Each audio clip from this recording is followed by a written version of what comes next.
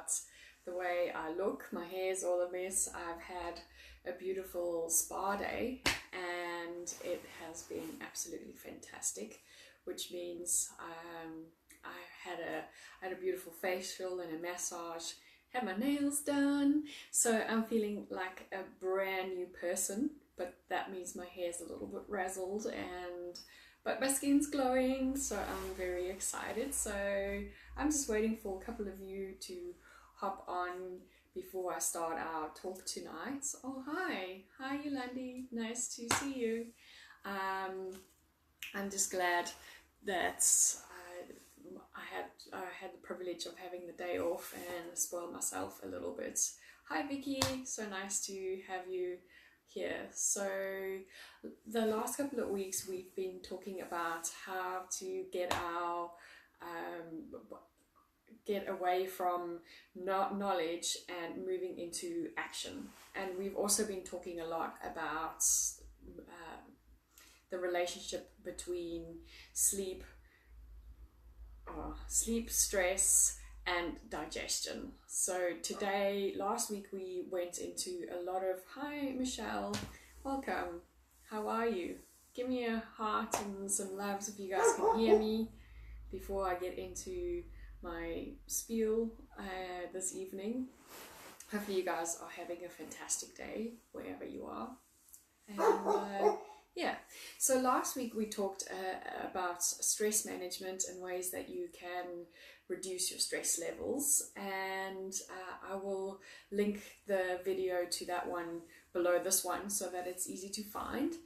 So if you haven't gone and watched that one yet, please go ahead and do that after this, or even before, if you wanted to rather watch this one. Thanks for the hearts. If you rather want to watch this one after the stress one, doesn't really matter. There's no real sequencing or correct order to watch these in, but it's definitely there for you to go and watch in your own leisure. So yes, last week we talked about stress. Hi Caitlin. And so this week we're going to be talking about sleep. And when I say sleep, hey love, how are you? I'm not talking about quantity of sleep. I'm talking about improving the quality of our sleep. And the reason why I say quality of sleep is have you ever had those days where you've slept for hours and hours, but you woke up and you feel like you still exhausted? And that often happens when you run down or you're fighting a flu virus or something. You in bed for days sleeping, so you feel like you've slept forever, but you still wake up super tired. And the reason is, we don't need copious amounts of sleep, but we really need good quality sleep, because the body needs to go into deep restorative sleep mode so that the body can rest and repair and heal. Does that make sense? Okay, so insomnia has been chronically rising, especially in first world countries, and it has been rated one of the biggest illnesses at the moment, especially in first world countries, and that is a serious concern. And if we can just tackle the way we sleep, getting more restful sleep, we will be able to manage our stress levels better and therefore reduce chronic stress-related diseases like chronic fatigue, fibromyalgia, and a whole bunch of things, digestive issues, and so forth. So there's really benefits in finding ways to sleep better. And that's why I thought we would delve into that a little bit deeper today. So just waiting for one or two more people to hop on. Have you guys ever felt like I was mentioning before, like you feel like you've slept for days and you just feel like a zombie? I would love to know if you can comment below and just let me know. So if we get that beautiful sleep that we need, we actually reduce chronic stress, and we also able to improve our energy levels. And who wouldn't want more energy so that we can exercise more, and or just spend time with our friends and loved ones, all the things that we want to do but we don't have time for, or we don't have the energy for. And that would just be amazing, wouldn't it? So other benefits of getting more sleep is it improves heart rate health.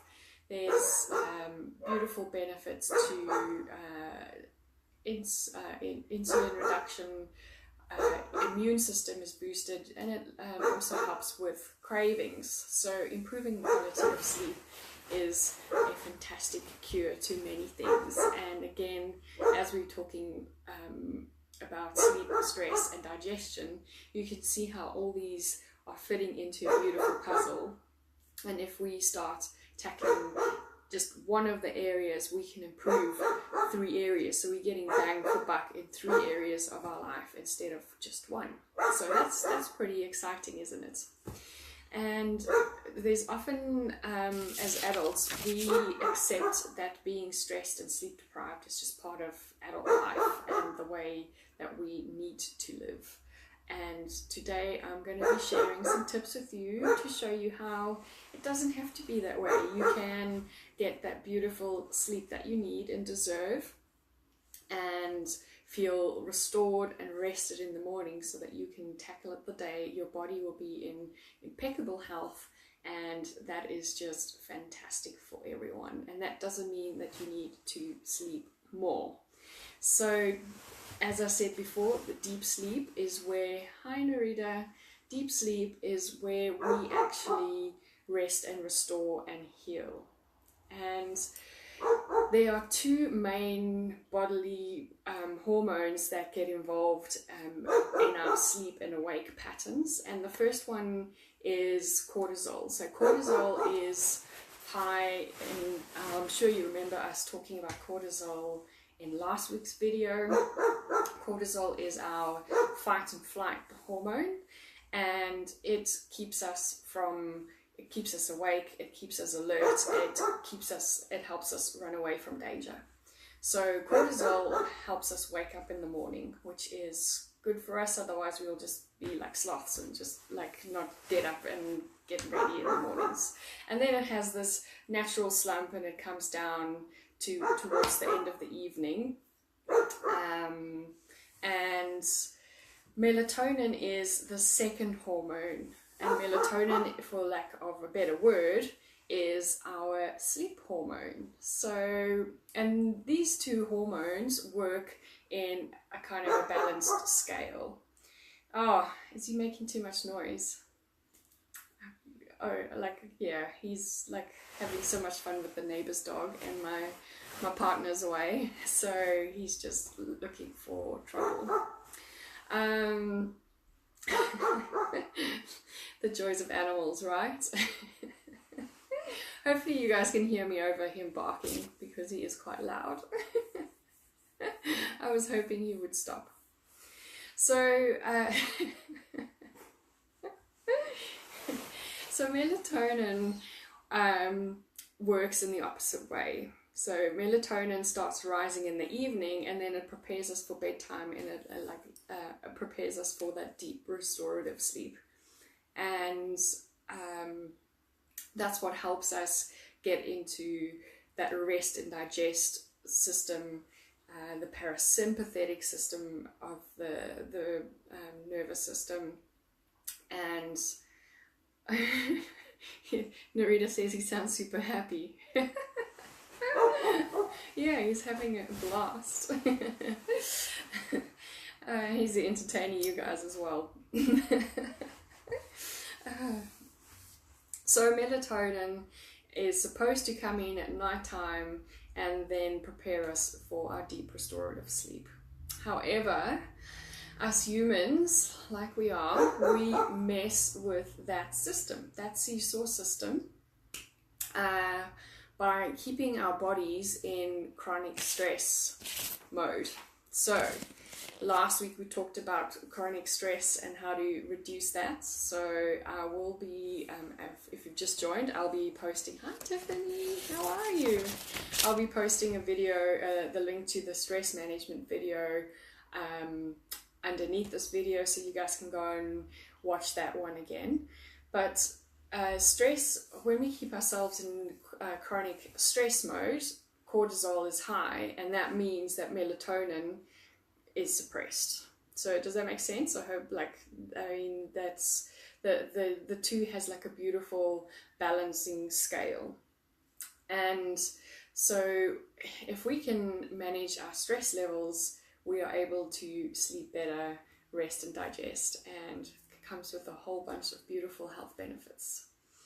The second way we sabotage our sleep and melatonin, hey Cassia, is by eating over consuming or almost chronic consumption of carbohydrates. And I'm not talking about sweet potatoes and whole foods like fruits and vegetables. I'm talking about the processed sugar-laden carbohydrates that come in a packet. So these carbohydrates stimulates insulin level, and if we chronically eat carbohydrates, our body is constantly producing insulin, which means our body is like, it cannot handle all the insulin, so it puts the body into a stress mode, which means cortisol comes along because it says, okay, there's a stressful situation, we need to prepare to run away. So eating chronic carbohydrates is no good for us, especially those with a lot of sugar. Then often, because we're eating so many carbohydrates, and I know you're out there because that's what I used to do all the time, is chronic exercising. So to make up for overeating, we go and exercise for 4 hours at the gym, or we run for hours to try and make up for the treats we had during the day. So, and chronic exercise for long periods of time especially creates cortisol levels to rise, and it actually sustains cortisol levels for a long time, and it then obviously suppresses melatonin as well. So, and then the last and the biggest cause of us not getting that beautiful melatonin in our system is light exposure. So when it's light outside, it tells the body that it's time to be awake, and it produces cortisol, and so therefore melatonin is suppressed. And what happens is the sun goes down and we turn on all our lights in the house, and we watch telly, and we're on our electronics, and we're working on our iPads, and these lights tell the body that it's still daytime, and it keeps cortisol levels high and keeps melatonin on a low. So you can see how we are already, just by staying up late or just keeping all these lights on at nighttime, we are contributing to our stress levels again.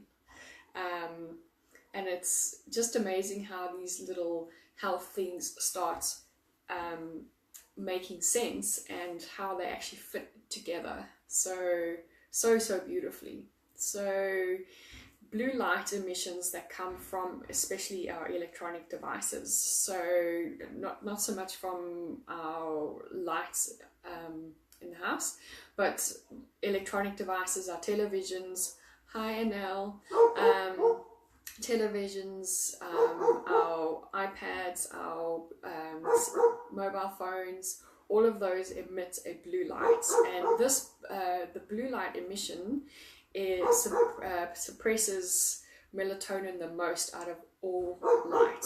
So you can see that just from that little argument that it's quite interesting that we keep our bodies awake, and then we wonder why we slept last night but we didn't sleep well, or we slept for 2 hours and then we woke up because and then we couldn't get back to sleep. It's because we've kept our body awake for so long, and it never gets to go into that deep restorative sleep.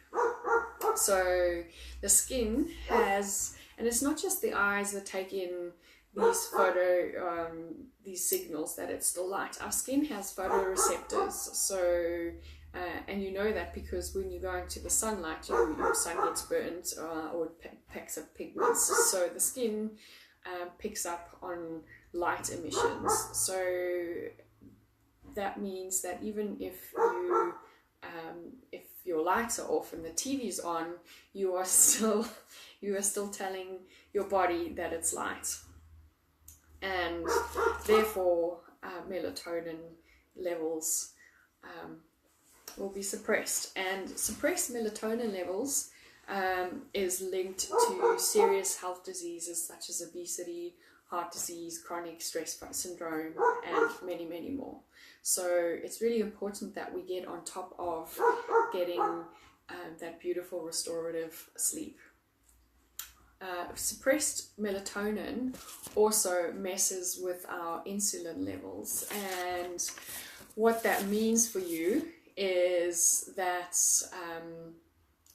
a study has been done. Can't remember where. I'll have to look up where that study is, but the study has shown that just 4 nights of sleep deprivation can reduce the body's fat cells their fat cell response to insulin by 30%, and other body cells by 40%, which means that you are insulin resistant, just like a type 2 diabetic. And that has seriously bad effects on our body. So if that's not motivation enough to get yourself into a restful state, this is probably more motivation for that. Another thing that happens if your body is insulin resistant is if you're trying to lose weight, or if you are trying to, especially those of you wanting to lose that last little bit of weight, it then becomes obvious that most of us eat healthy, we exercise, we drink water, but we're still sitting with that extra padding, and we just, for the life of us, cannot understand why it's happening, right? And especially you can see that in the belly area. So that's where cortisol especially stores fat cells for us. So if fat loss is one of your missions, then definitely starting to work with bringing melatonin back into your body so that you can get more of the results that you need. Okay, so those are basically some of the effects of reduced melatonin in our body. So what can we do about it? And here is where I'm a big fan. I am here to help and encourage people to move from knowing what to do into action. And these little action steps are not huge, and every single one of them will help you bring in melatonin or reduce your cortisol levels. So this is phenomenal. If you just take on even one of these 5 little tips, you will start seeing that better sleep. And who doesn't feel great in the morning once you had that beautiful, well-rested sleep? You know, that slept like a rock feeling. You just wake up and then you bounce up the next morning. That's just amazing. So here are 5 of my top tips to reduce or encourage sleep and bring more sleep into your days. And think about it, if we can get those 4 days of good quality rest and sleep, we are already working with our body, reducing our insulin resistance, and it could just have beautiful, amazing effects on our bodies. So I encourage you to try at least one, and I would love to hear which one you've tried and how it's worked for you. So the first one, and wouldn't be I'm sure it's not going to come to a surprise to you if I tell you that the number one tip I can give you is reducing your stress. Yeah. So last week we talked about stress and how to manage your stress levels. So I will put that link to that video below this, so it's easy to find. And I would love for you to go and look at that and see if there's something there that you can bring in to help you with your stress levels. And the second one is reducing the consumption of processed carbohydrates. So get out of that sweet packet and get onto your fruits and vegetables, and you will start seeing beautiful health benefits along with sleep benefits. So better skin, just feeling a lot more energized as well. So that is one beautiful tip that you can use. If you are going to eat processed carbohydrates, try and limit that to the morning. But also bear in mind that adding in the mornings, we've talked about carbohydrate or cortisol levels being high. So you're already in a stressful mode, and now you are spiking your insulin by eating carbohydrates or sugar-laden processed carbohydrates, which means you're spiking the insulin even more. Cortisol goes up even more. So be very picky about what processed carbohydrates you are going to eat, and plan it properly, and also limit it to a portion so that your body doesn't go into shock mode, if that makes sense. Okay, so the third tip I can give you is reducing caffeine out of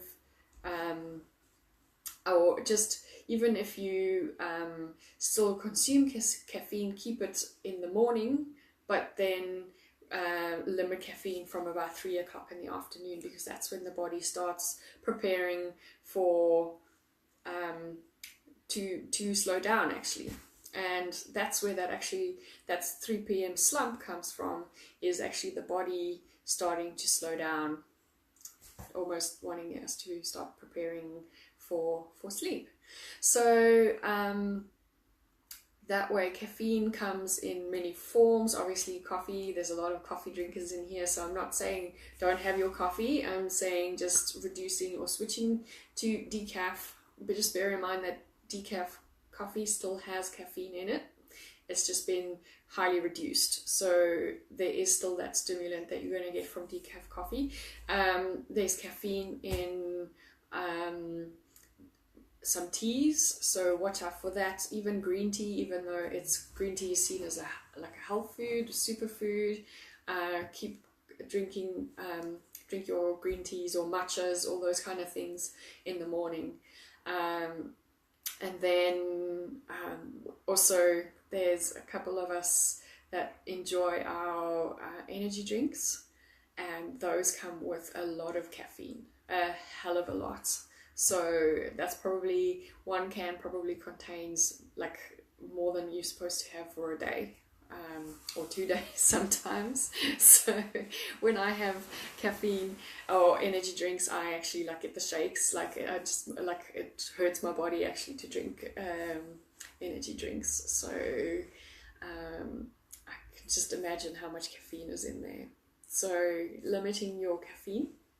And then incorporating exercise that will work with your stress hormones. So exercise is really good for you and it will add a little bit of stress onto the body, but it will help if you add exercises that add healthy stresses, and also add stress, but then when you stop exercising, the stress is tapers down.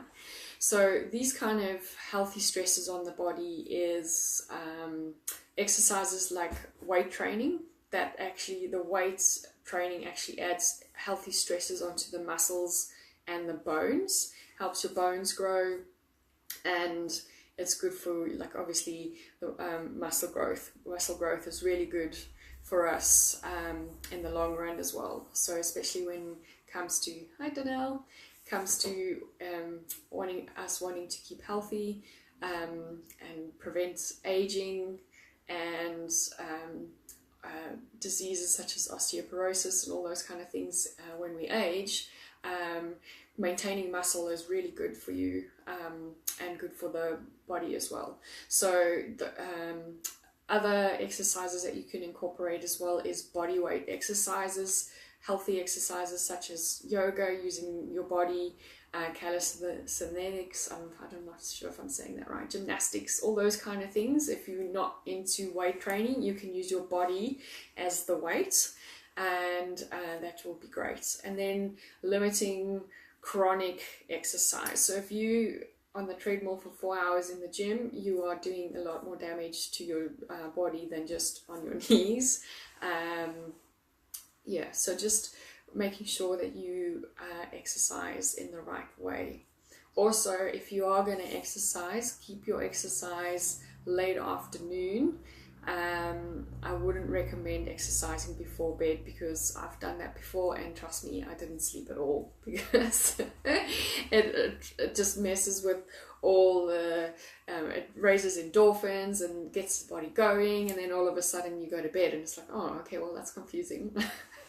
So keeping exercise for, you don't have to exercise in the morning, but just late afternoon, so maybe after work, and then going home and settling down for the night.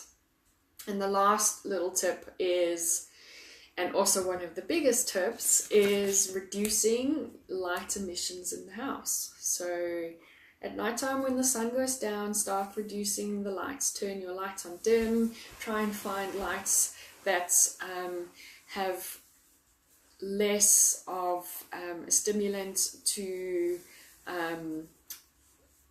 the body staying awake. I know you get certain lights that I'll have a look where I can find some information on lighting. I know there are lights out there that are pretty good for you, but even if you just dim your lights, it sets a nice atmosphere as well in the house. It doesn't feel like all like office type, like, you know. So and then reducing the use of electronics, I know, at nighttime. So a couple of things you can do in that respect is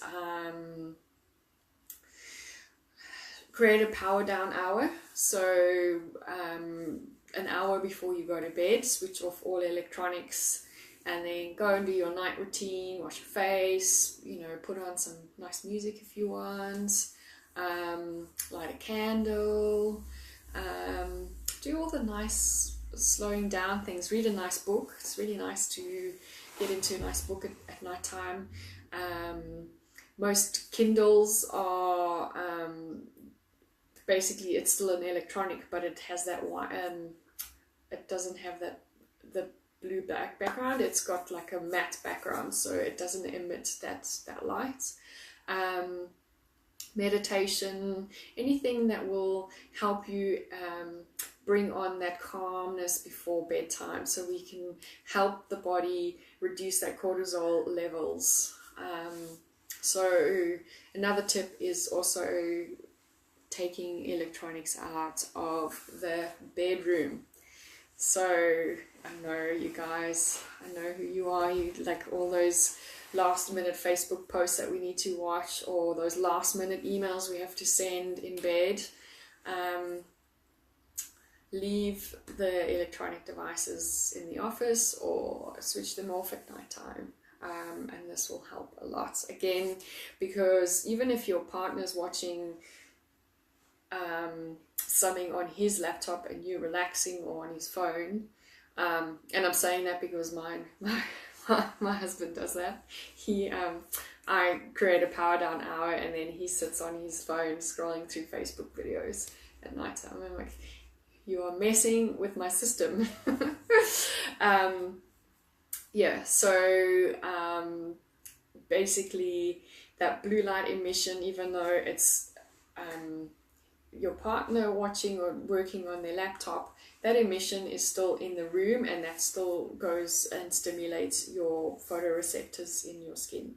So again, that melatonin is not being produced in a healthy, happy way. Okay, so other ways you can bring in lights or reduce lights in your bedroom is also get some blackout curtains. And while we're on electronics, I know sometimes you have to work. There are certain apps or certain screens that you can switch on that will actually change the light to a different light at night time. So you can just Google nighttime app, or so I can, if you guys are interested, I can put some links for that down below as well, which is great for if you have to do that. And that's actually nice. You can switch that off. What I actually do on my phone is I've got the nighttime app, and that already comes on at 7 p.m. at night.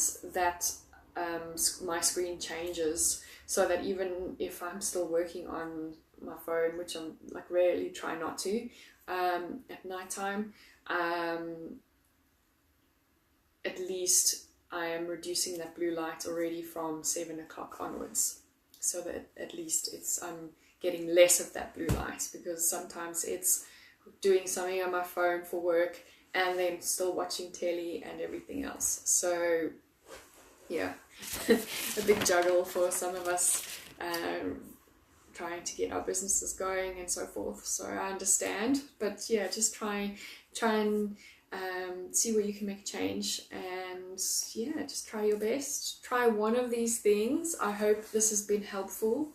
I would love to know your thoughts. I would love to know which of these tips you have tried. If you have any questions, please let me know in the comments below, or send me a message, and I will get back to you. Have a beautiful day wherever you are in the world, and I will see you soon. Cheers.